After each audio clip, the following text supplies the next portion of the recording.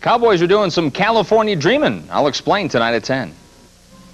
Sable and mink sales are met with protest. We'll take you there at 10. Good evening. Coming up on TSM News at 10, cars could be backed up into Juarez starting tomorrow as customs officials crack down on smugglers. We'll take you to a sanctuary being preserved by the Audubon Society. It's for wildlife and the rest of us. Now this. Could the McGoffin home be rescued from the state's chopping block?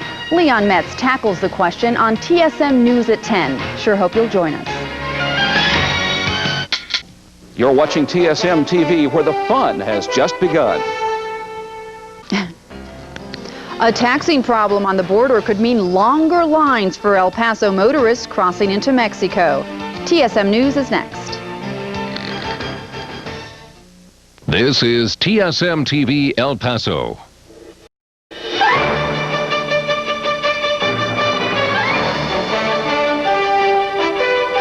Live from Tri-State Media in El Paso.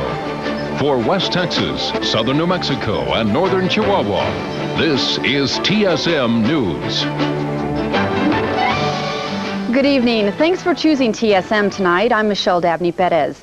El Pasoans traveling to Juarez tomorrow should beware. Mexican customs officials are on the lookout for smugglers.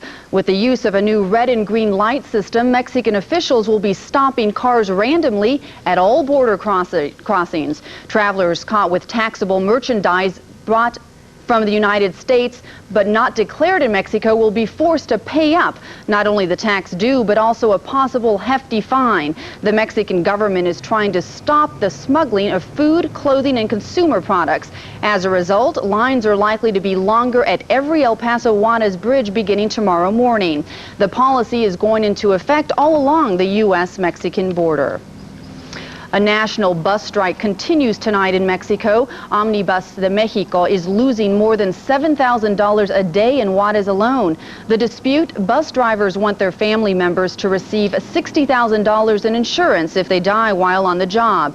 Currently, the bus company will pay $45,000. Negotiations are continuing. Meanwhile, several other bus companies in Juarez are picking up the passengers left behind by the strike. Animal rights activists spent the day outside the Marriott Hotel protesting a fur sale by a Dallas company. They say the sale of furs is wrong and should stop because it promotes cruelty toward animals. Fur farms that keep them in very small wire cages, and they kill them by such methods as poisoning or lethal injection or suffocation and things like this. There are some people that object to circuses, zoos, anything that does with animal research. That's their problem. It's certainly not our problem.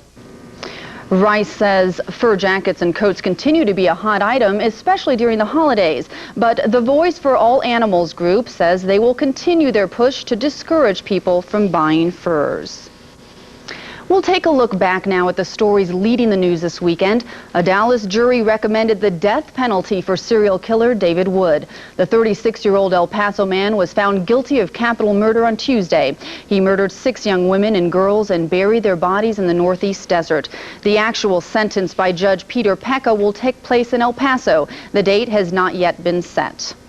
Environmentalists visited Waco tanks yesterday to find ways to protect ancient rock drawings from vandals. The El Paso Sierra Club hiked the park, figuring out ways to protect the area, including limiting public access. If you'd like to voice your suggestions for saving Indian drawings, some of which are 2,000 years old, a public hearing is being held Tuesday night at 7 at Hanks High School. Saturday was National Volunteer Day, and helping hands reached out across the border. Volunteers from as far as Albuquerque spent the day helping turn an old Juarez church into an orphanage for the city's poor children. It's going to take some time to finish the conversion. If you'd like to help, call Sister Susie at 598-0701. The walls are rising faster than the building fund for the new home of the Insight Science Museum. Construction is underway on a 1-acre plot in front of City Hall downtown.